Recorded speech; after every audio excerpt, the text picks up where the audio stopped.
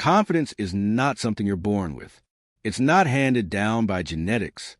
It doesn't come from trophies, titles, or how many people applaud when you speak. Confidence, real confidence, is built brick by brick, choice by choice, thought by thought, and most of all, it's built in silence. See, the world has it backwards.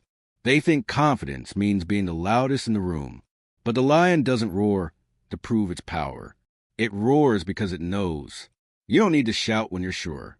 You don't need to convince others when you've already convinced yourself. Confidence isn't about pretending. It's about knowing.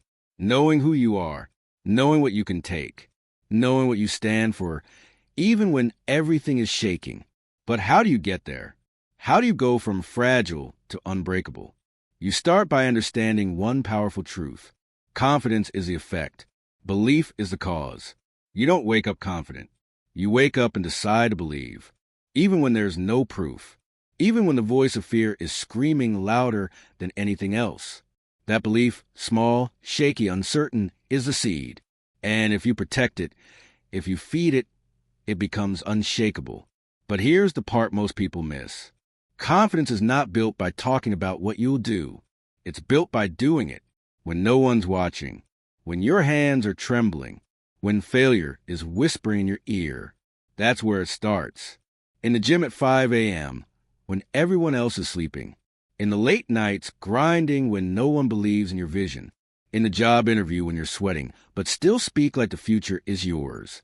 Confidence is born through action and hardened through adversity. Think about the men who shaped the world. Edison, Carnegie, Ford, Hill, Lincoln.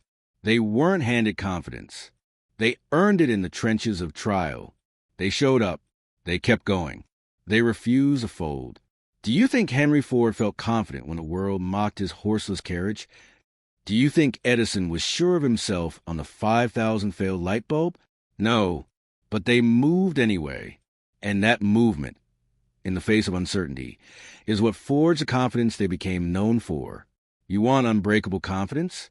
Stop waiting to feel ready. Stop waiting to feel perfect. Move with fear. Speak through doubt. Stand in the fire. Because every time you do what you're afraid of, you chip away at weakness and you build a foundation of steel. Confidence is built when you trust yourself. Not because everything will go right, but because even if it doesn't, you'll handle it. And let me tell you something else.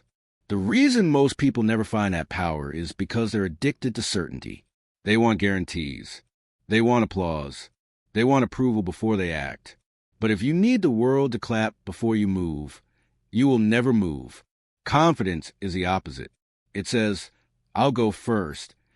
I'll believe before there's evidence. I'll jump and figure out on the way down. And that mindset, that is where everything changes. Because once you start keeping promises to yourself, once you say, I will, and then you do, that builds self-trust. And self-trust is the root of confidence. It's not about hype. It's not about ego. It's about integrity with yourself. Can you trust you? When no one else is looking, when no one is clapping, when the results haven't arrived yet, will you still move? If the answer is yes, you are already becoming unstoppable.